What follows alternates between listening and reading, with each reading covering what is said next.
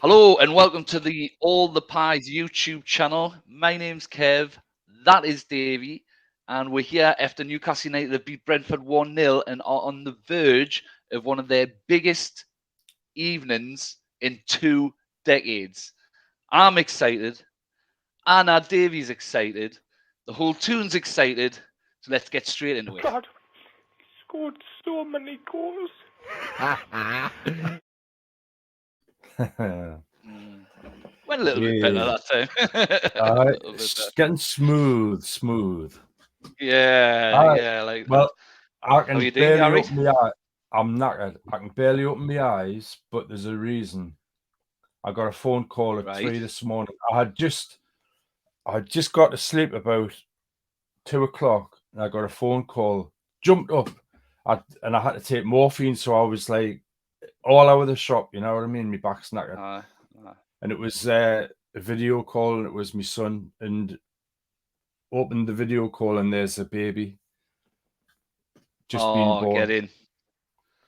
So Lush. 222 he was born. So my mate Bob's, he reckons I should put a bet on 2-2, but with him being born at 222.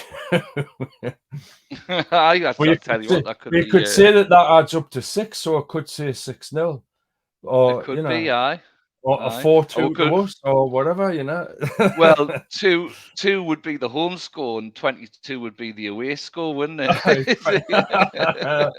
be Get happy decent with odds that. on that one. Oh well, congratulations, David. I bet you're proud as punch, are you? Yeah, it's brilliant, man. Absolutely brilliant. There's no better. Little boy, little girl, little lad, Ezra. So I'll be his gravy. Grandad Davy, gravy. aye, yeah. Yeah, so I'm gonna try and get down to see him tomorrow. I couldn't drive the day with having morphine and that last night, so I'm struggling just sitting here. So let's get onto it, because well, this could be a day to remember. I'm all over the place, man. I'm all over the place. Does that mean you're ready though, Davy? Does it? I'm ready. I think I am. Are you sure you're ready? Maybe. Are you ready?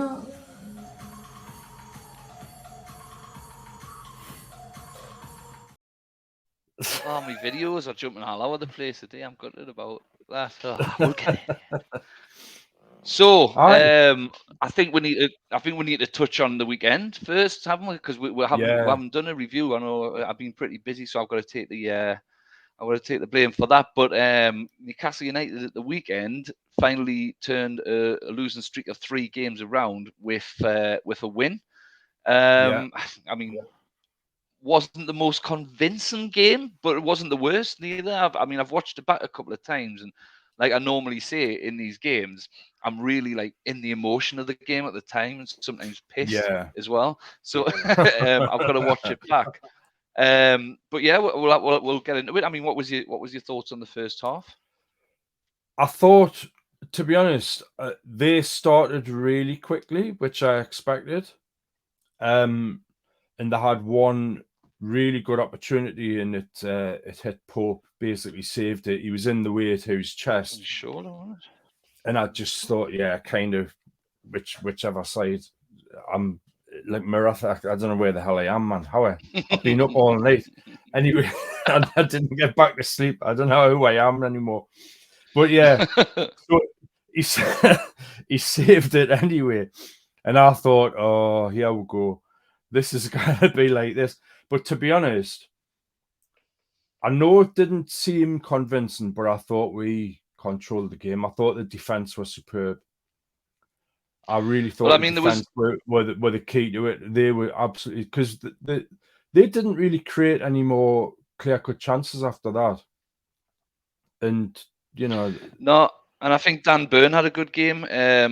He's came for a little bit of a stick lately, and I did think, as other teams have, they did try to target that side a little bit. Yeah. But I think he dealt with it quite well. There was a couple of interesting. Yeah. Well, I think their best player, Davy, was Wissa. I thought Wissa was their best player. I thought he was strong. He was fast. He ran into the heart of our midfield a few times and got it past a few players.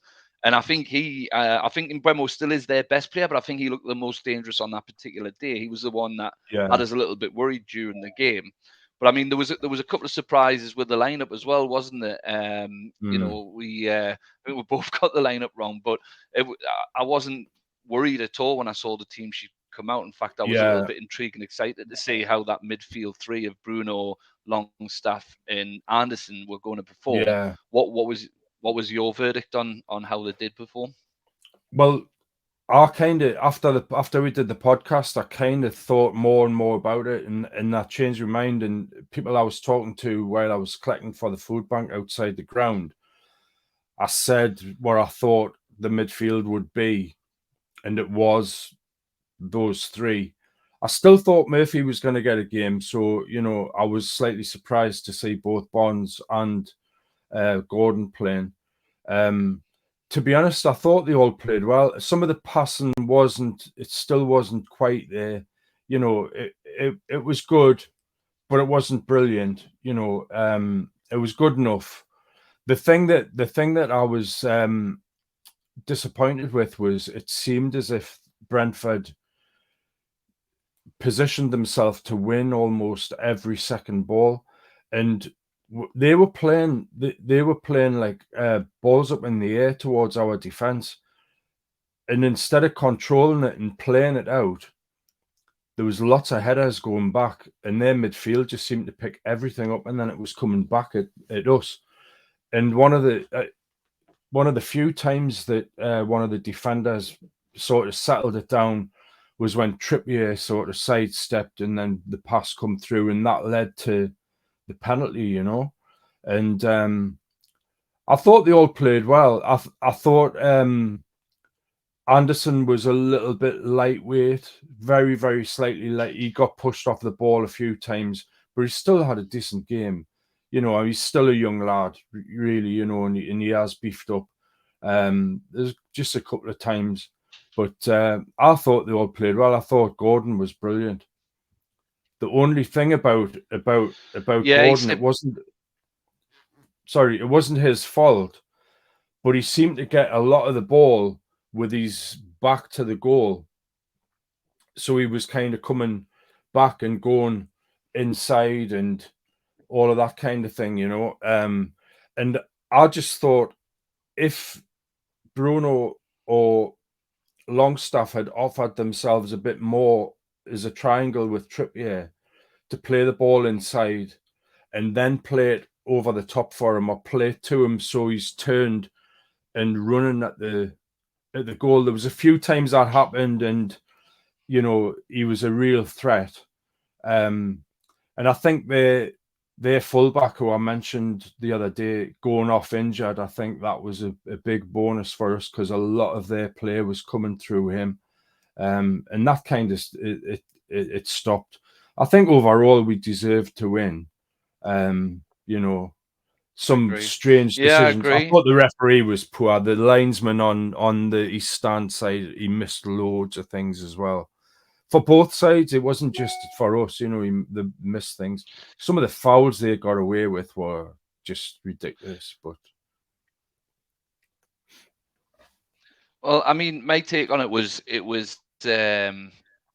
quite a different lineup to what we've seen. I thought Gordon slipped onto the right-hand side really well because I've always been an advocate for him playing on the left. I just feel like it's his best position. However, when he did move on to the right, he didn't look out of place there at all. So in hindsight, that was probably the correct decision if you were going to be playing Harvey Barnes. I think Harvey Barnes grew into the game.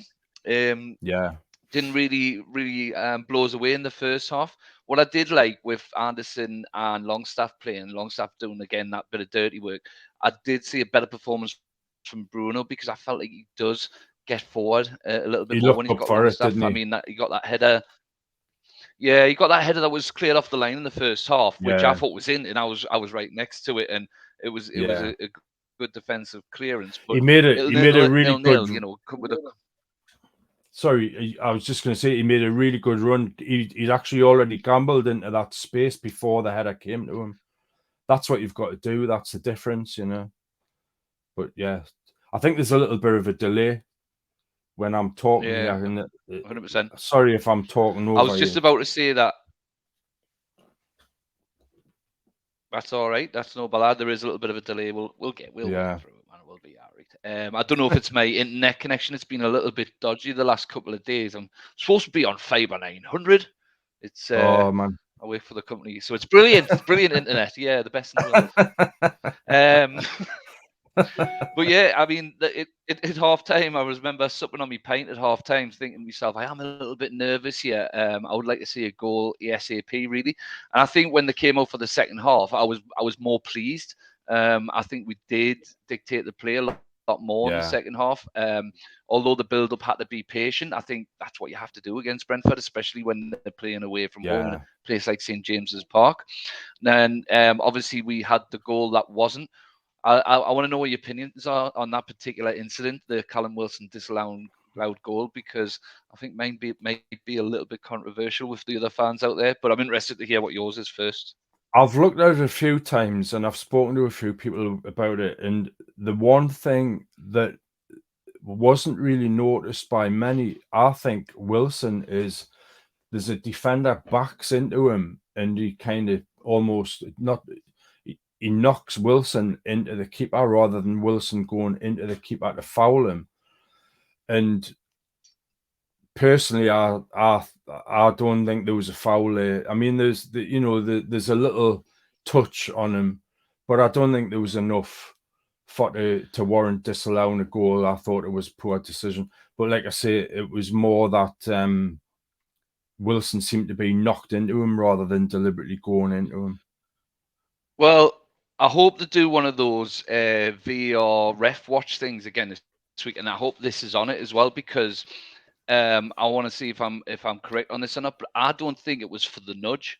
If I've watched it a few times, I watched it from a couple of different angles. Now, where the nudge happens, I think the keeper's really weak, and that isn't a foul. That's definitely not a foul. But if you watch it afterwards, his arm's out, and he's got a hold of the goalkeeper. And when you see it in slow motion, he almost sort of grabs the keeper's shoulder. Now, whether that was leverage to get turned round, I think that's what they've looked at, and that's what they've gave it for. I agree. Because at first, when I first saw, but I don't think he's going to do that if he hadn't have been knocked back. Do you know what I mean? That's just my take on it. But at the end of the day, it doesn't make any difference. I mean, one, if they'd got a goal, or if we hadn't had the penalty or whatever, and we didn't win, and it was 2 points dropped, then I'd be annoyed. But I'm happy to sort of let that one go a little bit, because it's one of those you just a little bit grey, But yeah. I thought the referee was poor. I thought he made far worse decisions than that throughout the game. I think he was constantly looking for help, Davy. Now he took. It depends which way you look at it. He took a long time to come up with the decisions. Now, when Wilson got that one disallowed, he was over in the corner by the time he gave the free kick. Now, give yourself some thinking time. That's all right. Now, once you give the free kick, I think is VAR going to intervene enough when they see that happen? I don't think they can. Now, with the penalty incident with Anthony Gordon, he really takes his time with that one. And at first, I thought himself again. I thought, he's giving himself some thinking time. Yeah, he did. Yeah. But he looks at the linesman. And I think he's asking the linesman, did that ball go out of play when the contact was made? I think he knows the contact was made, but he's not sure whether the ball was still in play or not. And as soon as he's getting the okay from the linesman to say, actually, the ball was still in play, that's when he's given the penalty. Yeah, I agree. He definitely asked him. He definitely asked him something, but yeah, I think it was a fair result at the end of the day. I don't think we weren't brilliant, but we were good enough to win. So 3 points. I'm happy with that, and hopefully it gives us confidence to move into tonight. Basically, Exactly. That Saturday's been, it's gone. It was the result we needed. We needed the 3 points, and we wanted a win to go into tonight. And do you know what it is? I'm so excited about tonight, right? So excited about it. He's coming out again, you know. I want to talk about it. He's coming out again. You ready? Oh man.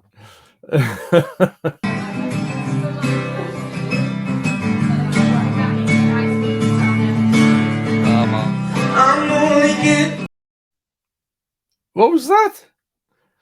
Nah, it was meant to be my little pal on the microphone again, and then I just pressed all the wrong things on it. I was doing so well with the technology. Well, I hope that's and the only I've mistake that we make the day. Exactly, I hope that's the only mistake the day. So yeah, tonight, Davy, the small case of a trip to the San Siro. I mean, I know I've been watching social media and I've been watching the fans having a right party out there. I don't know what the Italians are thinking. Pouring down the rain and a bunch of Geordies with no tops on, sliding along floors and singing songs that they probably don't understand. There's a few gonna have plasters on their nipples after those slides on the pavement. If they've got any nipples left, that is, they'll be looking for a nipple transplant in the Milan hospital. A shout out to just a very quick shout out to the guy. I'm not going to name him. I know he has been named by some of the press, but there was a guy that was attacked last night, and apparently he'd had they were just heading back to the hotel at midnight, and they were chased and attacked, and he's just had 2 knee replacements, fell over, and they stabbed him in the arms and the back, and you just think, you know, why? But thankfully he's okay. I don't think he's going to make the match, but it's just awful. But you know, why do they do these things? But Davey, me and Si talk about it regularly, and we were all of the same opinion on this channel, right? And I hate hearing stories like that. And I know our fans are no saints sometimes as well. But whether it's our fans, whether it's away fans, whoever's fan it is, there's just no place for it in the footy. You know what I mean? Like we're living in a society these days where we just want to go, we want to watch the football. Yeah. If you want to beat people up, if you want to fight, if you want to stab, right? Just fuck off and do it somewhere else because you're not wanted at these games. You're just not wanted there. And that's the opinion of me, Si, and I'm sure yourself as well. Yeah, I'm all for welcoming people and, you know, everybody having a good time, except during the 90 minutes between the 2 whistles that the referee blows. You know what I mean? Lots of people come up to us from other teams. I always wish them well and have a laugh and say things like that. You know, it's just ridiculous. But thankfully, he's going to be okay. But like you say, everybody's beyond excited about tonight. You know, I've tried not to think too much about it because I'm getting myself worked up. You know, but I have had a look. I've had a bit of a look at AC Milan, and they got absolutely stuffed at the weekend. But they'd won they'd won every game before that. But the thing that they've done is completely changed the side from last season. And they basically last season settled with a 4-2-3-1.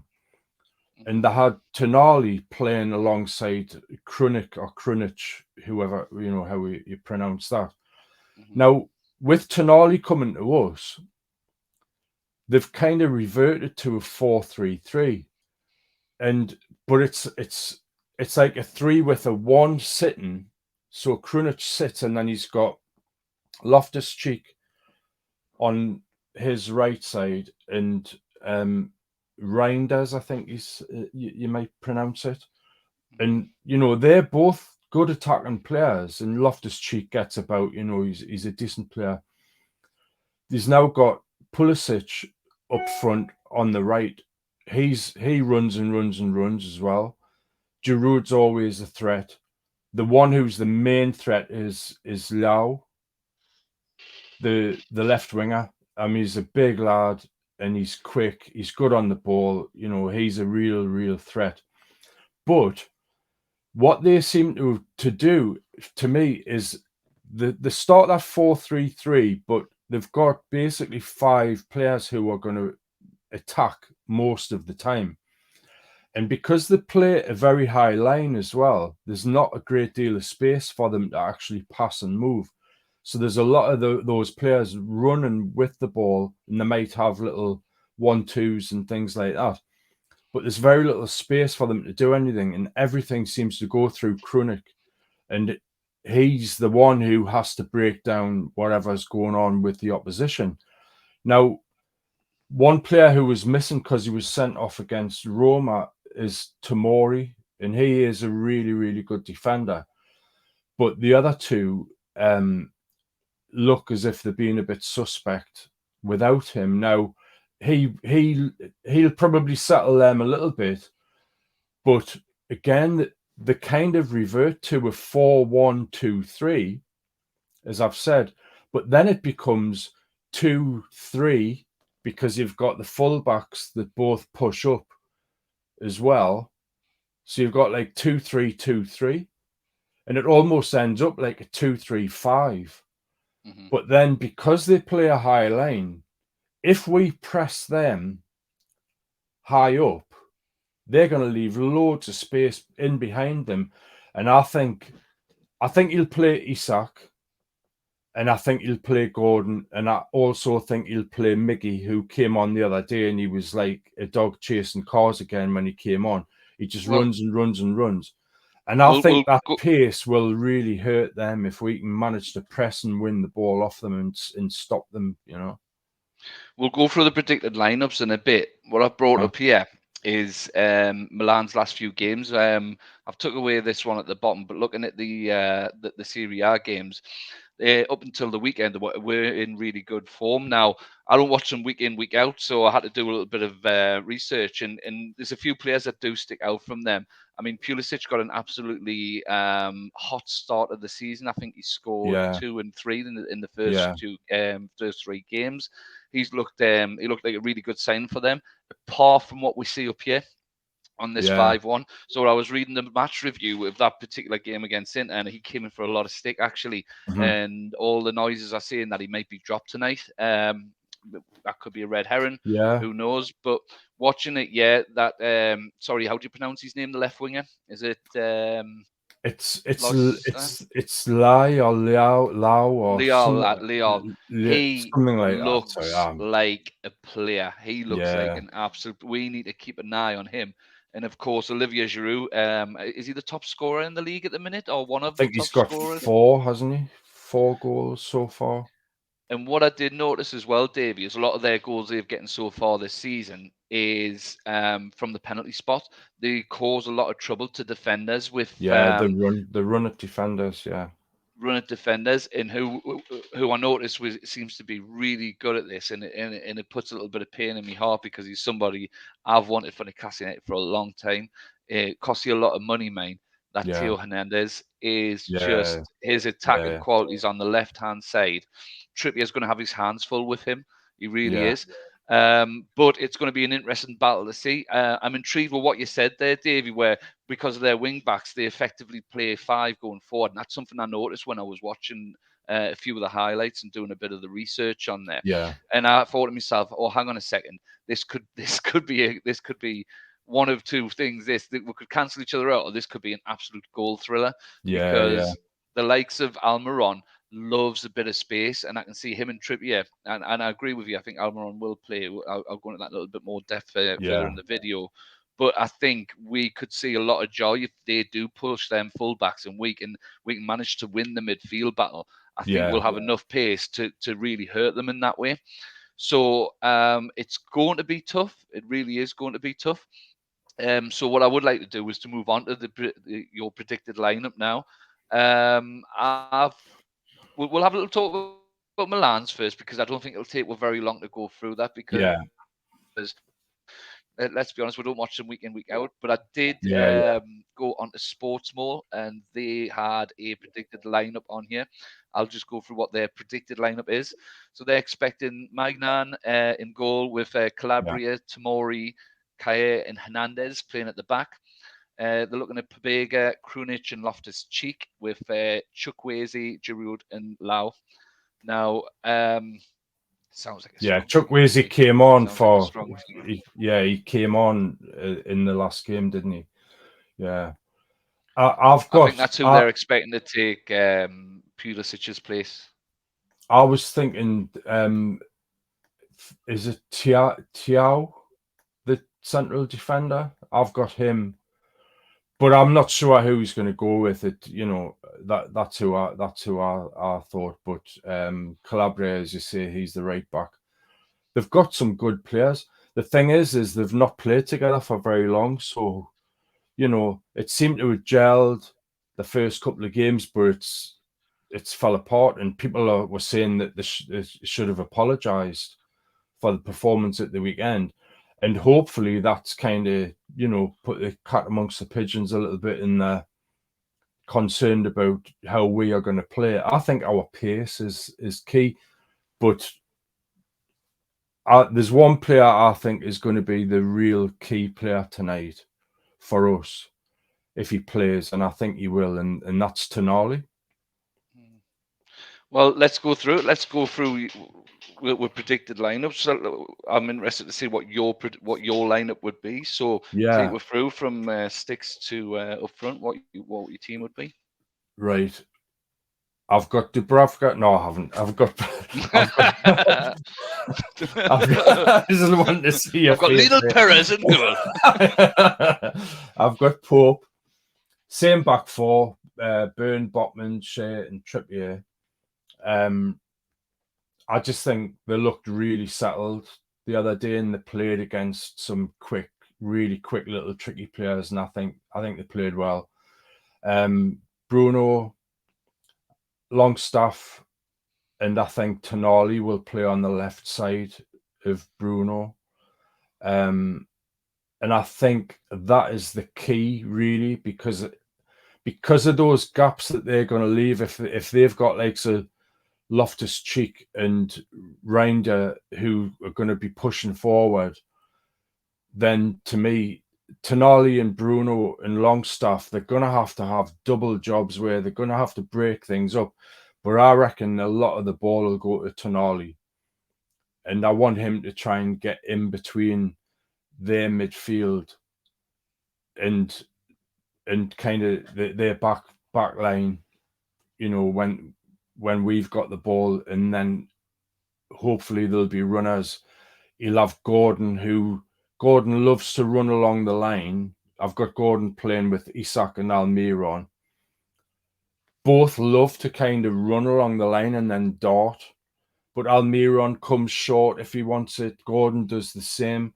They can both run in behind. They can get the ball at the feet and turn and go for it and run at players. I mean, their players are all good. Their fullbacks are good coming forward. Are they used to playing against players with the pace that Almiron and Gordon have got? And Isak as well. Isak, I think he's going to cause them some problems because, if he stays on side because of their high line, I think he could get in behind one-on-ones a couple of times. That's what I think Tonali and Bruno are going to do. They might just look to play those little dinky balls in behind for our players to run onto, rather than complicating it too much. Well, I'll not stretch mine out too much because I picked exactly the same team as you. So I'll not eat it out too much. But one thing, I guess it's kind of like a subplot, and if not the main storyline, certainly the first offshot from the main storyline of what the game is going to be, and that's the return of Sandro Tonali to his former team. Yeah. Now, it's no big surprise and big shock, though. Like he's got a great affinity with a club that he probably still does have feelings for, and what I mean. It's kind of strange. It's like if you've got a new lass and then like you bump into you and your lass are out and you bump into the ex-boyfriend and he's like this muscly, what I mean, handsome chap, and you look and you're going, oh, I wonder if there's still any feelings there. You know what I mean? I kind of liken it to that. It's a bit of a strange analysis.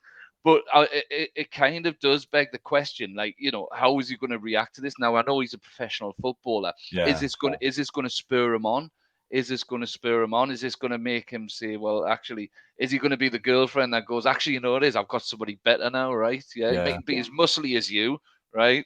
And he mightn't have had as many lasses as you in the past, but you know, he's a good bloke, right? And he's better than you.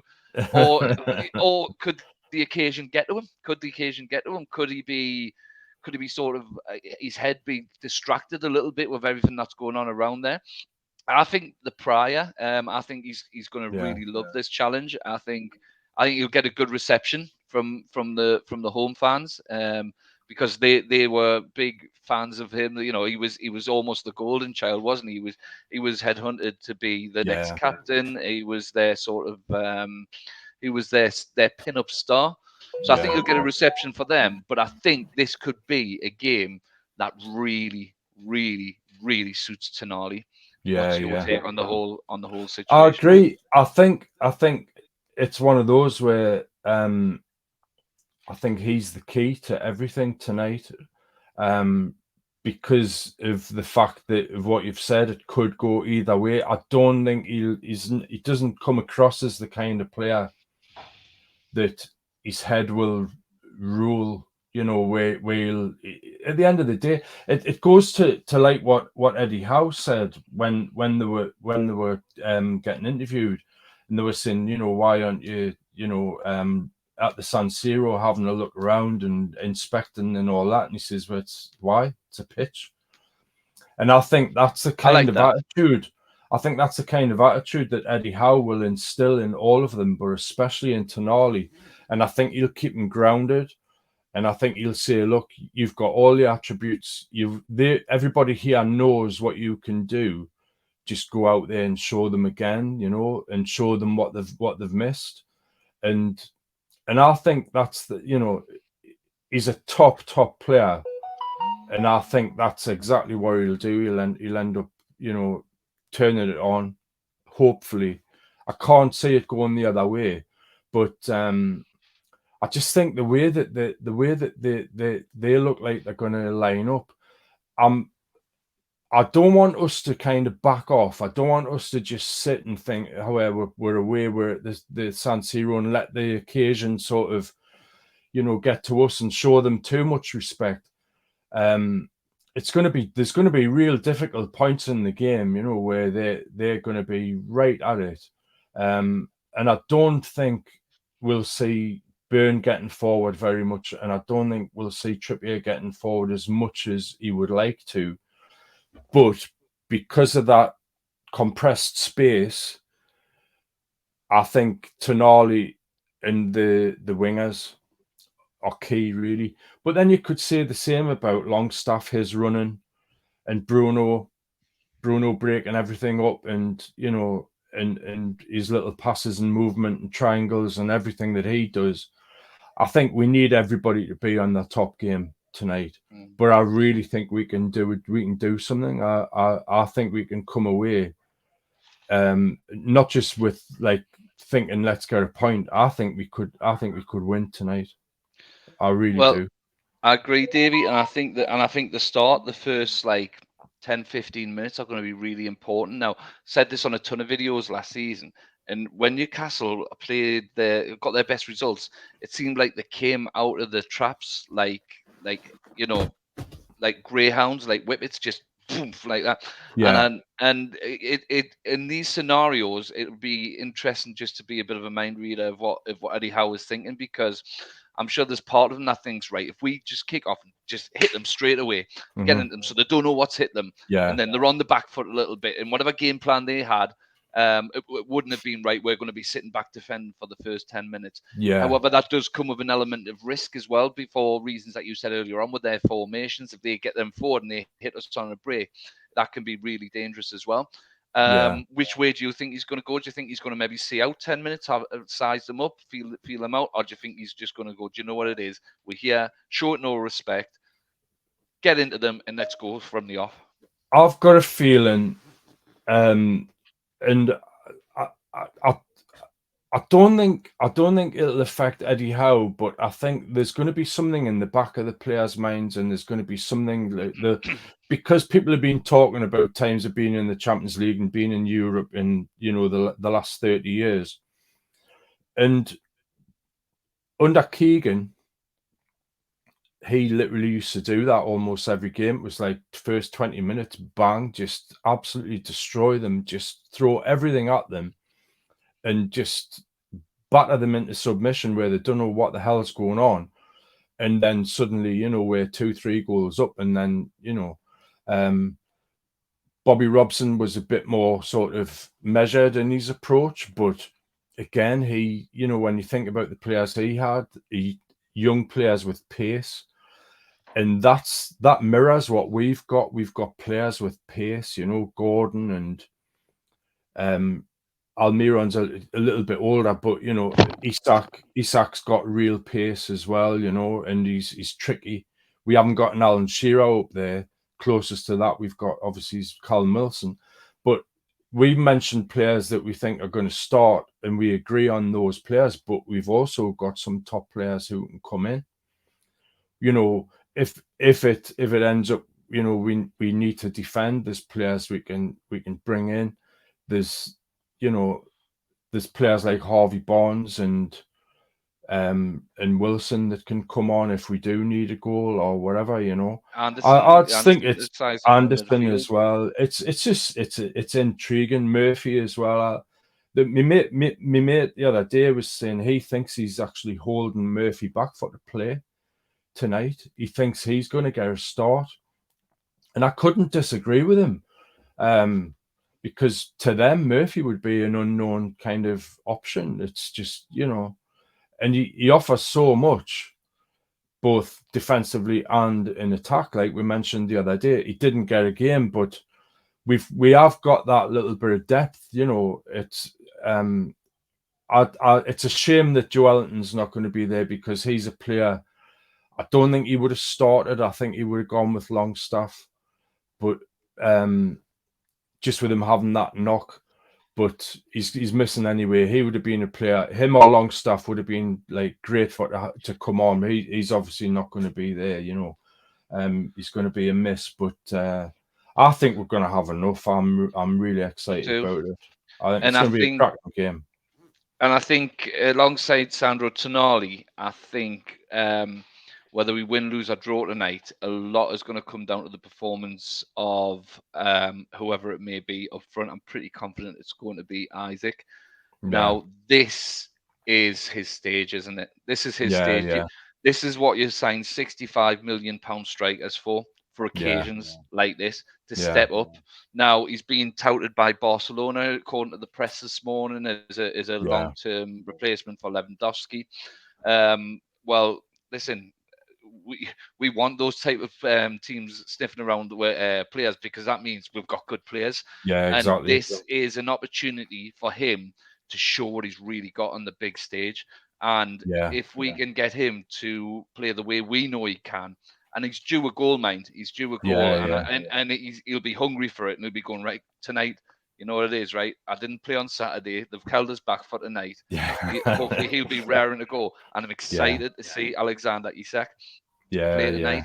And I think he, along with probably Giroud, are going to have big says on this game tonight. What's your thoughts on that?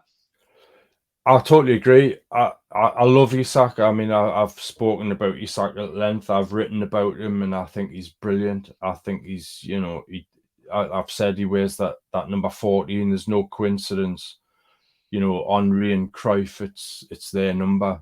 He's like the next one in line. Who even Ibrahimovic, who basically, according to him, Ibrahimovic is the only player worth watching ever. He loves Isak as well. He said that Isak's, he's the one that's taken over from him, and he loves him. But like you say, they've got a tried and tested player who knows where the goal is, and he can just sniff things out. And he's a handful. He's got tricks. He's good in the air. He's great at holding the ball up for those players coming forward. And I think Botman's going to have his hands full with Giroud, because Giroud's a big, strong lad as well, and he's got nous. Do you know what I mean? He's played for a long time, and he's probably the player I'm more concerned about, even more than the wingers and fullbacks and everybody else running outward. I think Trippier. It's his birthday as well today. Trippier. I just think Trippier will basically have that cool head, and he'll be putting tackles in and positional kind of nous and sense to try and stop things happening. And Dan Burn, like you say, had a good game the other day, and I see that happening again. But Giroud to me is like just out of nothing. They could be awful, and then out of nothing he can get something. That's the type of player that he is. You know, he's getting on, but you don't lose it. You don't lose it. It's similar to, like, you know, Sheringham. He played on a long time because he just scored goals. He knew where to be. Yeah, he knew exactly. how to sort of position himself on the pitch. He knew, you know, a bit of movement rather than pace. Get yourself in the right areas. He's got to finish. He scores all type of goals. Scores with his head. He scores outside the box. He can get tap-ins. Wonderful penalty taker. He's certainly going to be a thorn in the side. And I think Nick Pope's going to have a really good game as well. Yeah. With Nick Pope, I just hope he just doesn't try anything fancy on the big stage. If he has to come out of his box to do that sort of sweeper keeper sort of thing, put it in the stand. Just put it in the stand. Yeah. Don't worry about it, because one wrong move and you're in the shit. You know, because they can break on you really, really quick with the likes of Hernandez coming down that left hand side. So everybody needs to have a big game. Everyone needs to have a big game. What we will move on to, Davy, which is going to be interesting, and I hadn't even thought about it. What's your score predictions going to be, mate? I've thought, and I keep thinking 2-1 to us. I think we're gonna sneak it 2-1. I'm gonna. Come on, who's your scorers as well? I'm gonna go Gordon, and I'm gonna go Isak. Right. I think it's going to be a thriller. I'm going to put my neck on the line. Yeah, I think it's going to be a thriller. I don't know. I'm just getting excited. It's going to be 2-22. There we go. I'm going 3-2. You know. Well, it could be. It could be one of those. It could be. It'll end up being 0-0. It'll be rubbish. I know. That's why I'm laughing. I'm going red just saying the words 3-2. I'm like, what am I talking about? No, I think it could be. I think it could be. I'm going to go. I don't know if I'm just getting carried away with the moment and getting excited, and that's what I want to see. But I'm going to go for a goal for Gordon, a goal for Isak, and Miggy. That's what I'm going for. Yeah. Miggy's scoring on the big stage. But yeah, I tell you what. I'd love to see him smiling. I'd love to see him smiling at some point during the night for the right reasons. Yeah. But so, what's your plans for the match? What's your build up going to be? What are you watching in the house? Are you? Well, it was all up in the air because with the baby due, I was planning to, as soon as I heard, I was planning like to drive down to Walsall, where my son now lives. But because I had loads of morphine last night, I can't just jump in the car. I haven't slept. I can't jump in the car.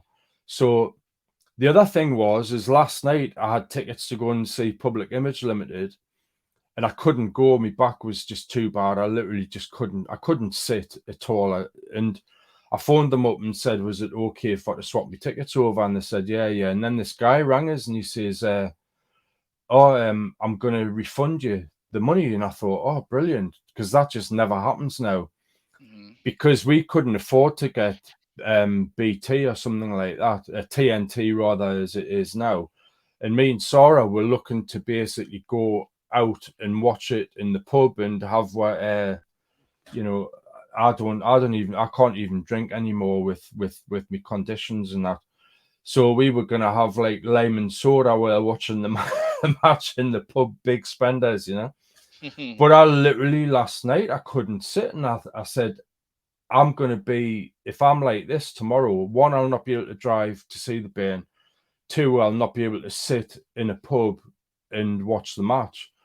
And then when the guy says, I'm going to refund you the money, that's the first thing. As soon as he said that, I phoned straight up and got it added. So we're watching it at home. Yeah, same with me. I'll be having a lie down while the players are running the horse out. I'll be lying down watching it. Well, hopefully it's exciting enough to keep you awake then, Davy. Because whenever I lie down, that's it. It's game over for me. As soon as I get in a horizontal position, game over. So yeah, I'm the same. I'm watching it in the house. I've got the Ben, so she's excited to watch it with us. So I've got a couple of beers chilling in the fridge there.